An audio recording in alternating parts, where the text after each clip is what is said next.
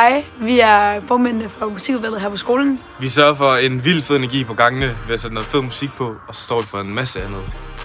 Vi valgte musikudvalget, fordi der sker mange ting internt her. Ja, som for eksempel, at vi har lige holdt en julefrokost. Ja, og noget af det rigtig fede, det er ligesom det fællesskab, der er både på tværs af klasser, men også overgangen, så man får et større billede af gymnasiet, og så har vi alle sammen selvfølgelig musik til fælles. En gang om året har vi en musikcafé, hvor det er både musikudvalget og hyggeudvalget, der ligesom går sammen om at lave det, så det bliver en hyggelig aften. Ja.